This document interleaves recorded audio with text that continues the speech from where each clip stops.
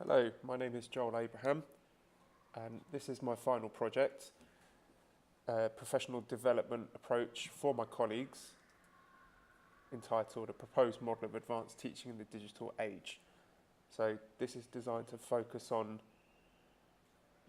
Section A, Pre-K to Elementary School, because I'm a Grade 3 homeroom teacher.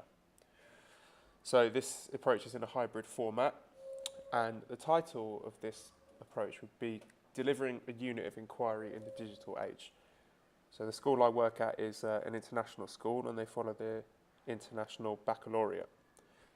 So as a part of that, we deliver 6 units of inquiry every year, and these are cross-curricular units which tie together lots of subjects, including literacy and maths. So as I mentioned in my paper 4B, these days children are becoming more and more technologically proficient. A lot of them are better at using computers than they are writing with a pencil. And children get excited and motivated by the use of technology. So it's really important for teachers to keep up to date with the latest developments in order to maximise student learning and not restrict them by outdated methods of learning. So the goal with this professional development approach is to show my colleagues how to informate rather than automate. So this is not about using the same model of teaching that we've always been using and just replacing certain parts with technology, but changing the whole shape and the whole structure of the way we deliver these units of inquiry by using the technology to shape the learning experience rather than the other way around. So this will be how to informate the way you teach an IB unit of inquiry in an elementary school, and it could be used across the elementary school. So from kindergarten to grade 5, obviously teachers can adapt it to meet the needs of their class. So the intention of this is to move towards the hybrid model and remove the teacher and the classroom as the sole source of information. And that will reduce the over-reliance upon the teacher and encourage independent and collaborative study, which are really important lifelong learning skills. And also the goal is to encourage creative thinking by allowing the children to work things out for themselves rather than spoon-feeding them. So by this approach, there'll be a variety of learning experiences that will cater to different MBTI personality types. And it will also cover a variety of the Bloom's taxonomy levels, with the final summative task geared towards the creating strands of Bloom's taxonomy. So this professional development approach will be hosted on SharePoint, which is a resource that we use in our school, which you can see over here. So we can share all our resources and documents here. This is an example. This is the grade 3 SharePoint where we share all our lesson plans and resources and things that we're using. So initially, I would deliver the resources to the teachers by SharePoint, so they can check this in their own time, whether they've got free time at school or whether they've got time at home. So I would include this video that you're watching now and also links to the various websites that we're using. And this will be augmented by a series of hands-on workshops that would demonstrate how to make the best use of these resources and also give a chance for teachers to share their own strategies, because certainly there'll be some teachers who've used these before and might have some nice ideas about how to incorporate them into the classroom. So this will be done in the weekly professional development sessions that we have at our school on Monday afternoon, and would also be consolidated with projects that could be completed at home. So that will be the hybrid approach. So you have some parts of it in school and some parts that teachers can do at home in their own time. So the key change to informate the units of inquiry is by letting the children choose the direction that they go, rather than teachers shaping it for them. So it's building around independent and collaborative research projects where we give the children the tools to pursue whatever area of the unit of inquiry that they're most interested in exploring, rather than us dictating to them what they're going to learn. So we provide them with the outline, so the central idea. So for example, how the world works, something like forces that cause change and movement follow laws that impact society. And then within that central idea, the children are free to explore whichever part of that they're most interested in. So before starting the unit, we give children access to a website called Quizlet to learn the vocabulary. And they can practice this at home or independently in school. And it's particularly useful because in our school, based in China, obviously, we have a lot of English language learners. So here you can see the most recent one we're using for our unit of inquiry, Who We Are. If you click on that, you can see the flashcards, which we've made in advance. So this has got the key vocabulary, so children can use this to learn the word, so an opinion, and you click on that, and that's beliefs. The next word, to be sure about something or someone, that's the definition, to believe. So there's between 10 and 12 key vocabulary points. And it's not necessary to spend time at school in the classroom with the teacher learning those when you have the technology available, and children can do that work independently. So I have tried that before in school, so I will show some pictures of children using it before. Children are very adept with the iPads, so there is a Quizlet iPad application that they can use, and you can see they can work collaboratively or independently working on those vocabulary activities. And there's more than just the flashcards activities that can use. There's various different things you can do with Quizlet. So there's learning the words, learning how to spell them. You can test yourself. There are games that the children enjoy, like this matching activity where you have to drag the items onto each other and match the words together with the definitions to make them disappear.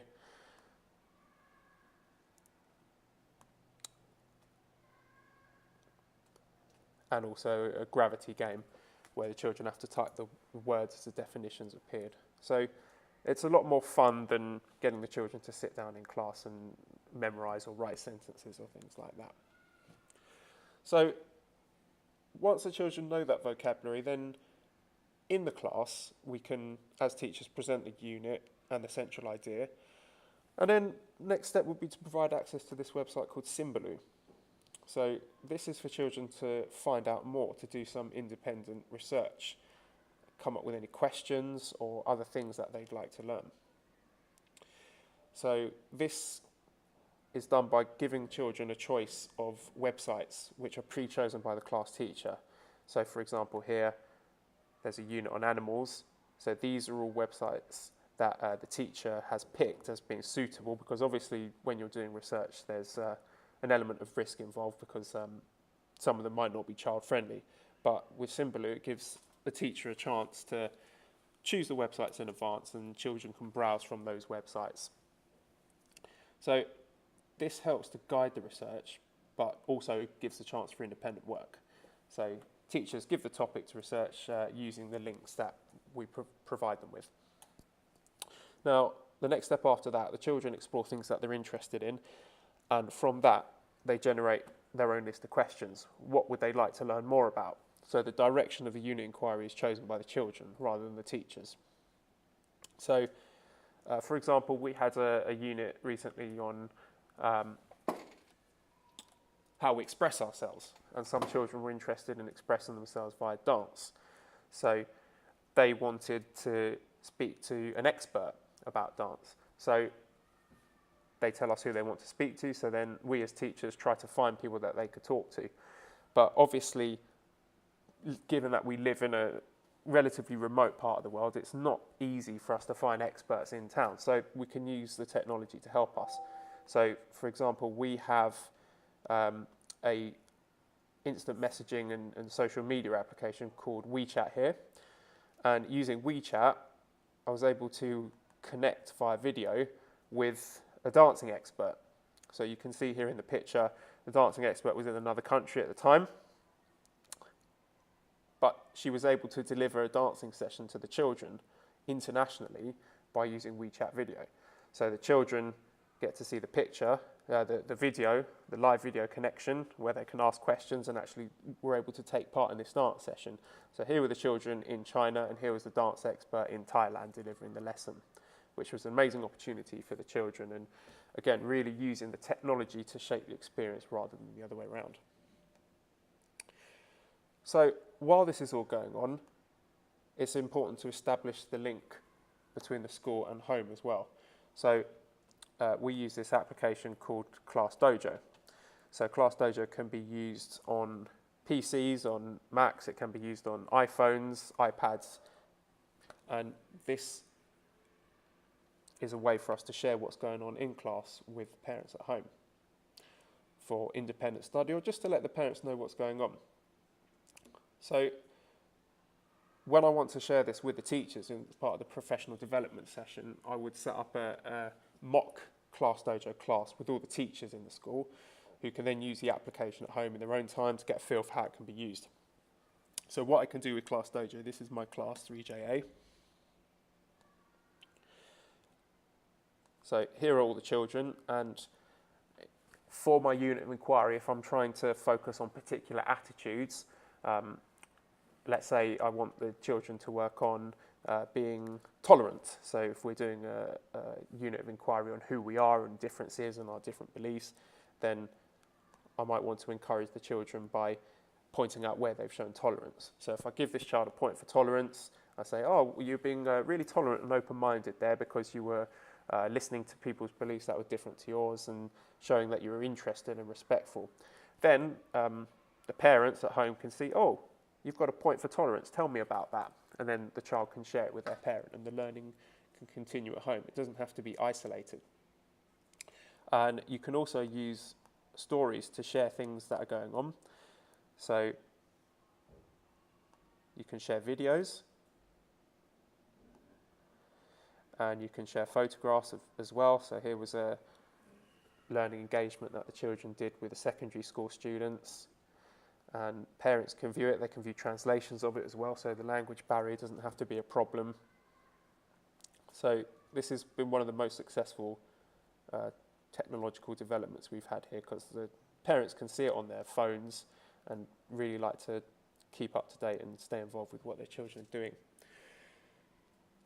So as part of this professional development course, I would give my colleagues a variety of tasks to complete for this part of the course. So for example, I would ask them to send me a message using the instant messaging feature.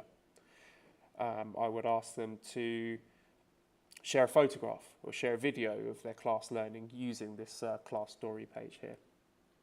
And I could award my colleagues Class Dojo points for showing the school values like cooperation, creativity, etc. So this will give my colleagues a chance to experience the application in a meaningful way so that they can learn a new strategy for helping to facilitate the parental involvement. Again, getting towards that hybrid approach where the classroom and the teacher is not the be-all and end-all of the learning. That can also continue with 10 marks. So as our units of inquiry are cross-curricular, they incorporate maths as well as other subjects. So for example, a unit about how we organise ourselves on money and the economy, we want children to learn about money problems, for example, and then we can set those on 10 marks and the children can do those at home. And the good thing about 10 marks as well is that we can actually see how the children are doing. So we can see students who scored well on assignments and give feedback to that, and students who have struggled with things. So if I go to reports, then 10 marks will show me how each child has performed on each task. So I can see which ones they're okay with and which ones children need more practice with. So then I can give them the support that they need for those particular subjects in class, or send a bit of extra work home for them that they can do with their parents. Reading is also incorporated into the units of inquiry, so we can provide the further reading on this website called RazKids for children to do independently or at home. So let's say if they've told me that they're interested in learning more about money, I could set them some books to read about money. RazKids also lets us to choose books that are at the appropriate reading level for the children. And there are also activity reports, skill reports, assessments, so I can see exactly what they've been reading and how they've been answering the questions, how their comprehension level is, and anything else that they need to work on. And again, that helps the parents to get involved too. So on RazKids, I can go a bit deeper and find some detailed information about how the children are getting on with their reading. If I click on reports, then I can see how many times the children have logged in, how much time they've spent in RazKids in total, how many stars they've earned, and then if I go to an individual child's profile, then I can see some recent updates, and if I click on this skill report, I can get some really detailed feedback then and see what kind of questions this child is successful at and which ones they need some more practice with. And again, I can modify my teaching so that he gets some more practice with those kinds of questions.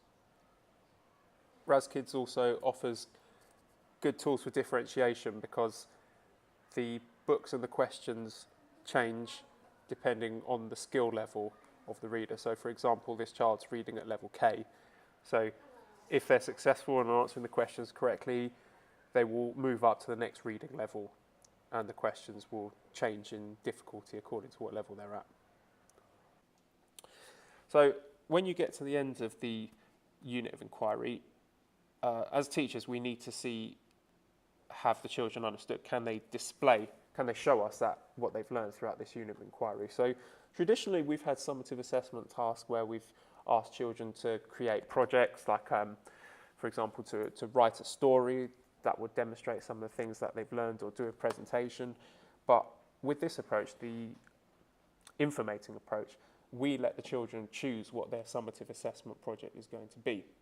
And that gives them a sense of agency and autonomy. So they can pick an activity that fits their own learner type, their own personality type. So we're not restricting them all to doing the same thing, which will be unfair.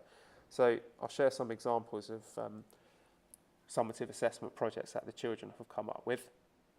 So for our recent unit of inquiry on how the world works, where we were looking at forces in motion, the children did their own science experiment. So rather than filling out a formal lab report, they decided that they wanted to do their own experiments out and about in the school and take videos of them. Throw the big ball down the hill and test it, and how the time is. What is the time? 1, 2, 3, go.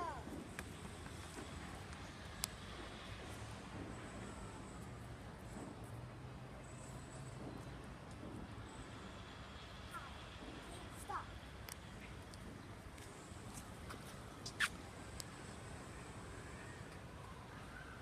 With a really useful technological way of getting these videos across, which I will share.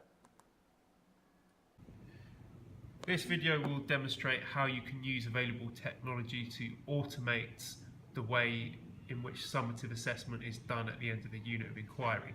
So I will be using the Apple TV devices, that black box there, which is connected to the projectors in the school. So I will demonstrate to the children, turn on the iPads, turn on AirPlay mirroring, and select this classroom. This classroom is A225.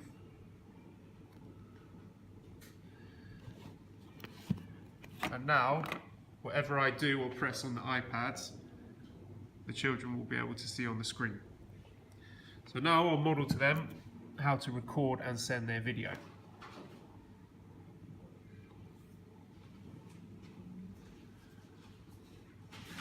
So remember, everything I'm pressing on here, the children can also see on the projector. So go to video, press record. And this is me recording my presentation or my project or my experiment for the summative assessment task. And like I said, the children can see all of this on the projector. So now I've finished my video, and I need to send it to my teacher.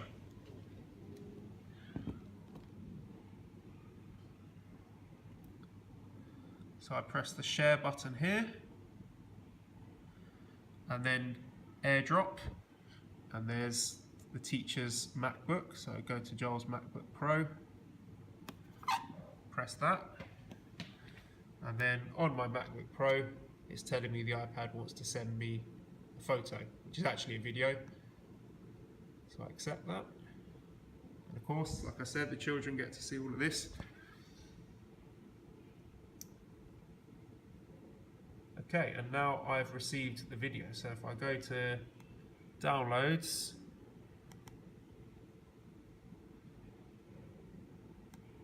now I have received their summative assessment video that they took just minutes earlier. Used the videos and made their own science experiments. But like I said, we let them choose how they want to deliver it. So for example, we've had a recent summative assessment with children having to create their own moral stories, but rather than writing down a story on paper, they decided that they wanted to use the technology. So we had this, we found an iPad application for them called Toontastic, where they can animate their own stories. So it gave the children a really good chance to work collaboratively using that application to make the stories. So I'll show a few more examples of that.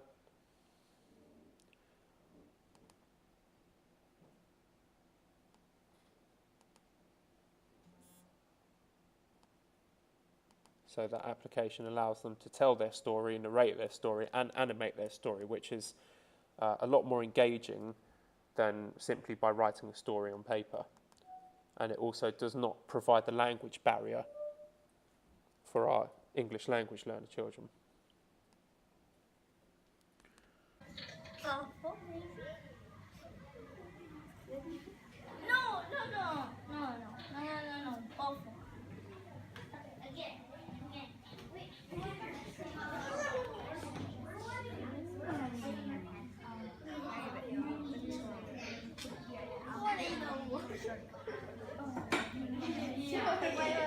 Don't press start right away.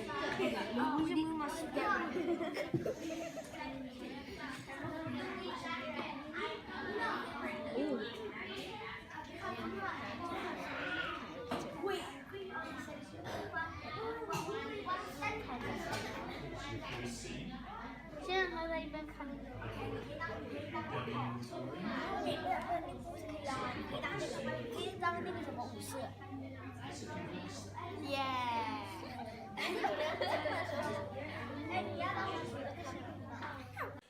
So you can see some of the projects that they came up with.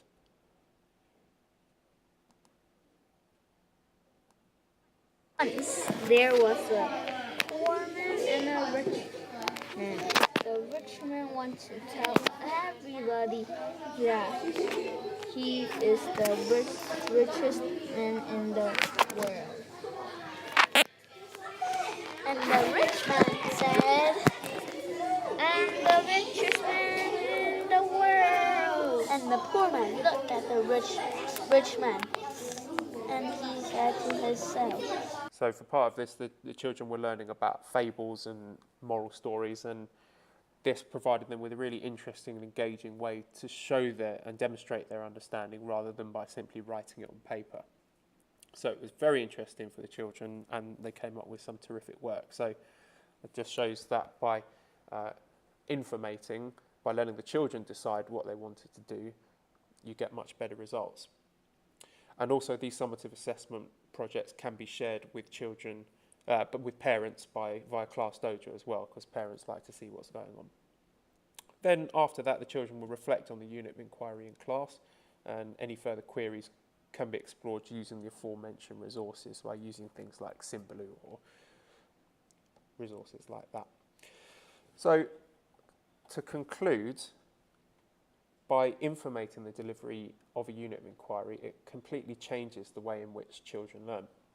It gives them the opportunity to take ownership of their learning by letting them decide which direction the unit goes.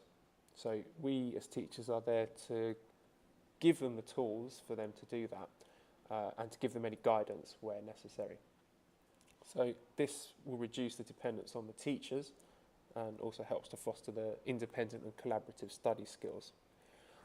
And it also helps, as I mentioned, to cater to the different learner and different personality types by not restricting children to one type of activity. And the technology that's available to us now also strengthens links between school and home by letting the parents support their children with the online activities in a meaningful way. So all in all, Informating provides a more student-centred learning experience that, on the whole, is more meaningful, motivating and rewarding for children.